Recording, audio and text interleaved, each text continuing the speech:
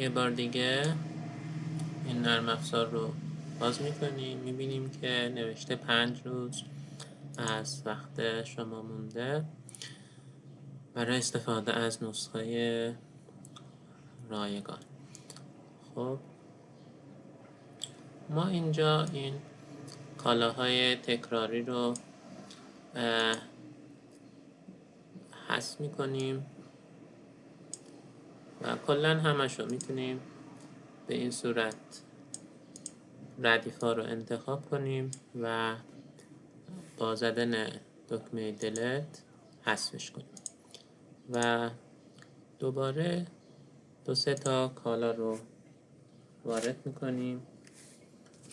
مثلا یک بارکدی میزنیم و مینویسیم پاک کن خوشبو رنگی، مثلا واحدش تکی و تعدادش فرض بفرمایید 50 تا و قیمت خریدش 12,000 و قیمت فروشش 25,000 و سیو رو میزنیم. بعدش میاییم یه کالای دیگر رو هم وارد میکنیم. فرض کنیم مداد طراحی که واحدش رو تکی میزنیم و تعدادش رو مثلا 5 تا میزنیم و قیمت خریدش رو 20,000 و قیمت فروشش رو 30,000 میزنیم. حالا که اینجا رو میبندیم و از اینجا خارج میشیم،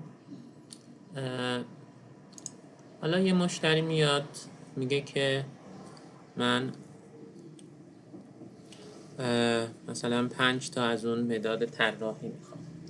میتونیم بارکدش رو بزنیم و 5 تا رو بنویسیم. ببینید اینجا مینویسه ای، دیگه این تموم شد این کالا. و یا مثلا یکی میاد میگه من پاک کن خوشبو میخوام. حالا این فرض کنید 5 تا میخواد. خب کنسل رو میزنیم و تموم شد. حالا که مثلا 5 شنبه است، 2 تا این رو میزنیم میاد جلو. 5 شنبه، روز 5 شنبه میاد میگه که من این پاک کن خوشبو 5 تا که برده بودم الان 45 تا مونده، 2 تاشو نمیخوایم. ما میایم اینجا این فلش رو میزنیم و بارکدش رو میزنیم. گفتش 2 تا نمیخوام. خب البته دوباره بزنیم، کنسل رو زدیم، گفت 2 تا نمیخوام. خب ببینید اینجا 5 تا هستش، فروش رفته تو روز 3 شنبه و موجودینمون مونده 45 تا. وقتی ما این بک آبجکت رو زدیم، این فلش رو سمت چپی رو زدیم، میاد اینجا و 2 تا رو که انتخاب کردیم با زدن این دکمه ببینید 2 تاش برگشت میخوره، یعنی موجودمون میشه 47 تا و از این 5 تایی که اینجا بود 2 تا کم میشه و اینو به راحتی میتونیم ببندیم.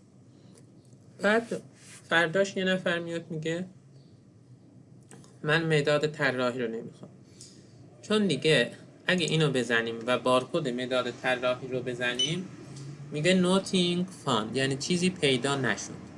برای اینکه بتونیم ما کالاهایی که تموم شده هست رو برگشت میدن، باید بیایم این رو بزنیم. این دکمه چیه؟ back ended object، یعنی برگردون اون کالاهایی که تموم شده. و حالا بارکد اون مداد طراحی رو بزنیم، ببینید میتونیم برگشتش بدیم و ما میتونیم اینجا بنویسیم مثلا 5 تا، یا حتی میتونیم بیشتر هم فرض کنید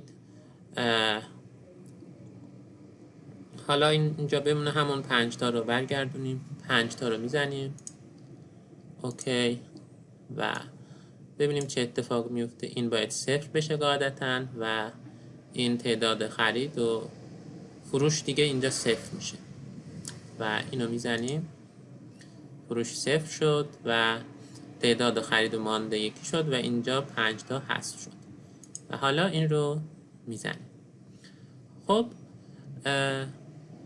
این در رابطه با توضیحات این قسم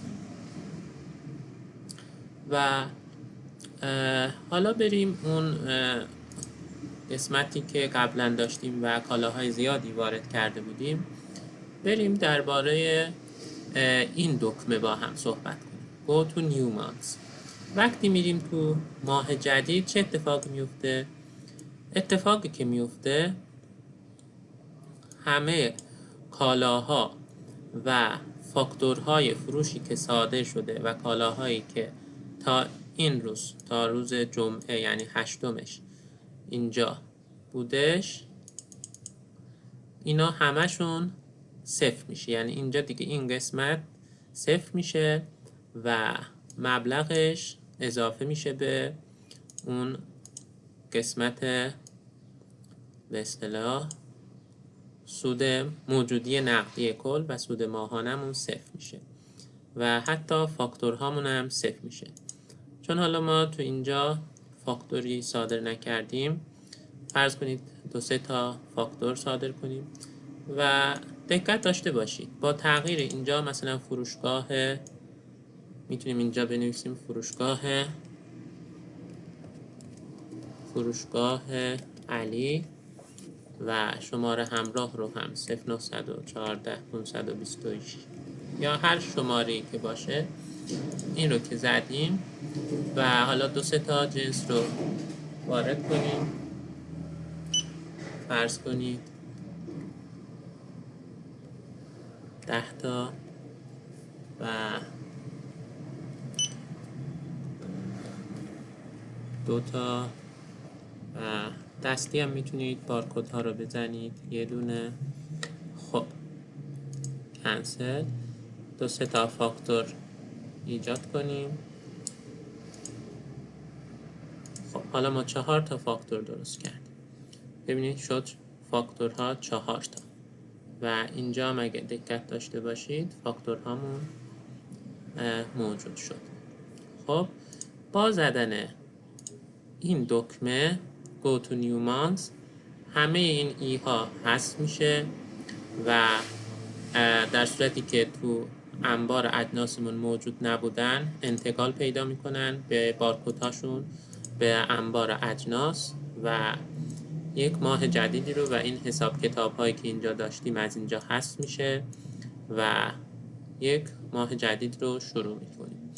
حالا من میزنم، ممکنه یه خورده طول بکشه تو آخر هر ماه و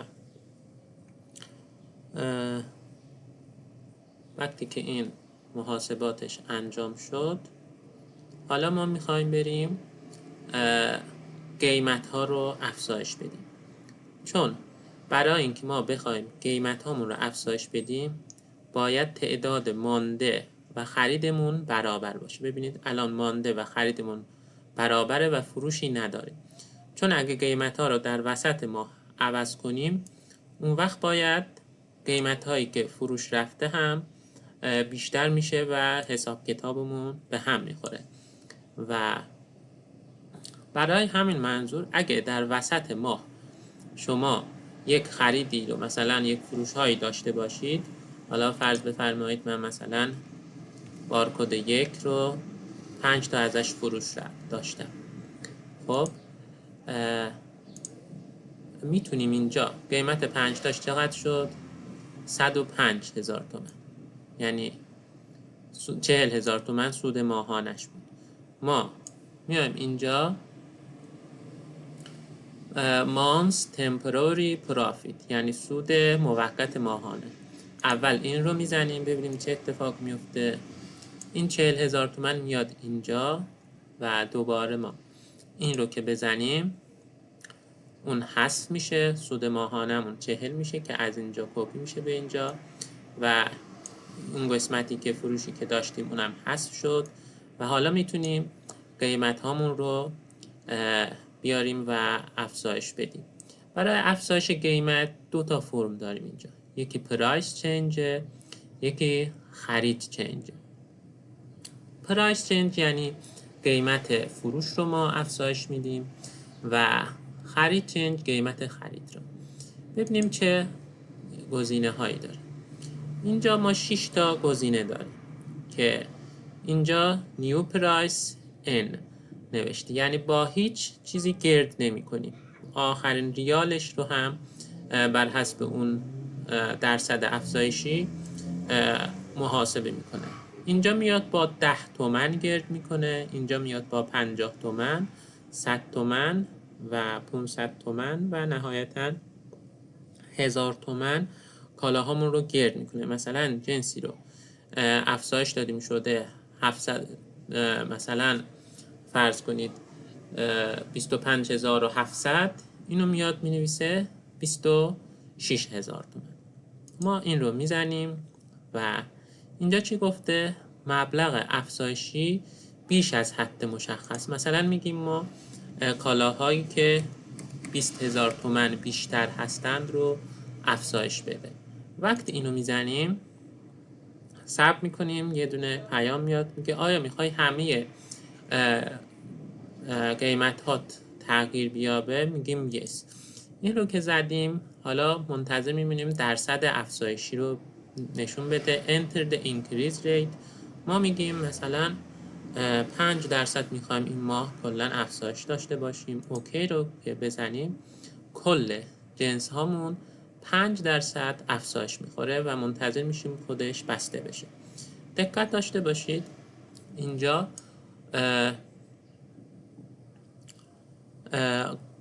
کالاهایی که افزایش نیافتن، ببینید از 20000 کمترها رو اینجا خودش افزایش نداده. اینا رو باید نباید اضافه یا کم کنیم این قسمت رو. و کالاهایی که اینجا فن نوشته یعنی اینها تغییری باید توش ایجاد نمیشه، یعنی کالاهای کمتر از 20000 تومان. و حالا خرید هم به این صورته، میخواییم مثلا خرید رو افزایش بدیم. حالا ما نمیخوایم مثلا گرد کردنی اتفاق بیفته و مبلغ های بین، مثلا فرض بفرمایید اینجا رو دقت کنید، بین مثلا 10 تا 20000 تومان ما می نویسیم 10,000 تا 20,000 رو میخوایم افزایش بدیم و میگه all price، میگیم نه، همه ردیف ها رو نمیخوایم تغییر بدیم. اینجا میگه از بین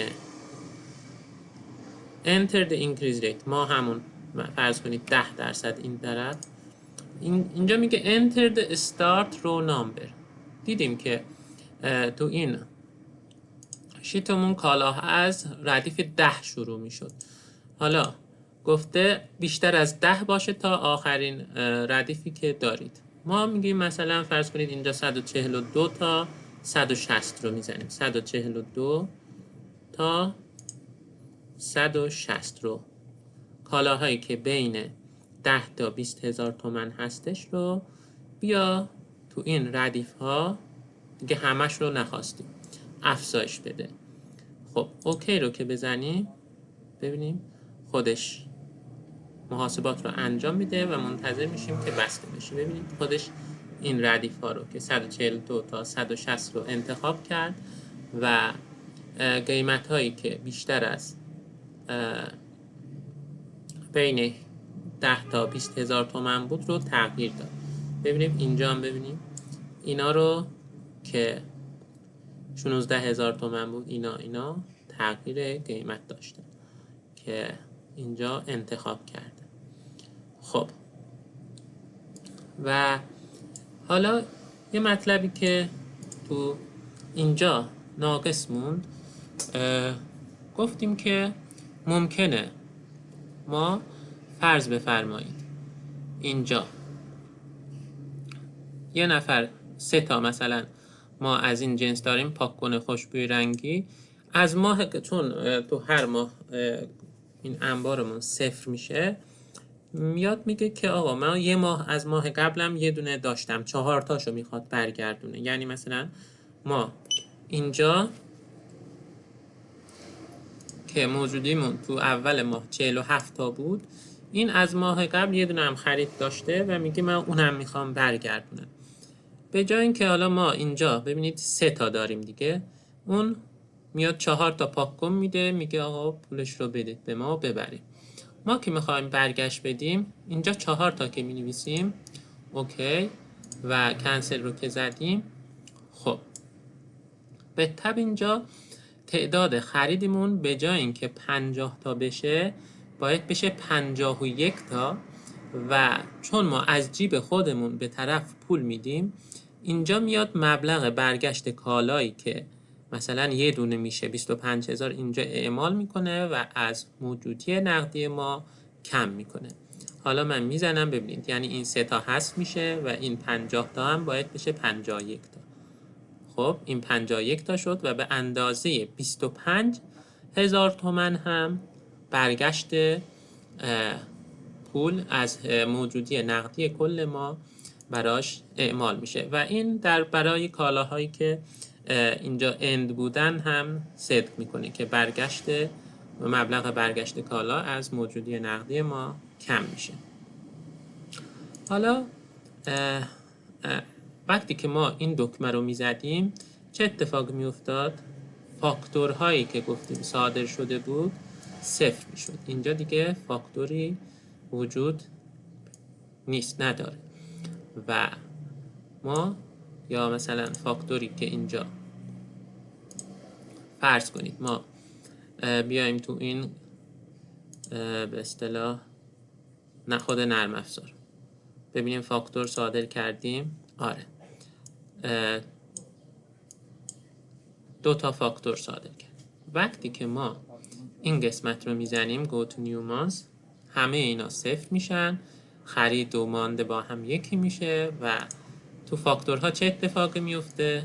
خب این اتفاق میفته، شماره فاکتور از 100 شروع میشه و 101 شروع میشه و یک فاکتور جدیدی رو اگه دوباره بخواید بنویسید از 101 شروع خواهد شد و یک ماه جدید شروع خواهد میشه و اون فاکتورهای قبلی که ماه قبل بود اونا هم از شماره 101 فاکتورهاشون شروع میشه و هر ماه فاکتورهاش جدا میتونید ذخیره کنید فایلتون رو به این صورت. مثلا این ماه، حالا این رو ما میخوایم ذخیره کنیم، یس رو که میزنیم، این مثلا اگه ماه مال 1 بود میتونیم 2 بنویسیم اینجا و تو هر جایی که خواستید ذخیره کنید و این رو ببندید برنامه‌تون رو و این رو میتونید یا این قبلیه رو ماه 1 رو فراخوانی کنید، اطلاعاتش رو پیدا کنید لازم داشتید فاکتورهاش رو، و یا این رو بزنید و اطلاعاتش رو فراخوانی بکنید و از نرم افزارتون استفاده کنید. تا اینجا این بخش نرم افزار رو هم به پایان میرسونیم و در ادامه یه سری ریزه‌کاری هایی که شاید وجود داشته باشه رو با هم توضیح خواهیم داد.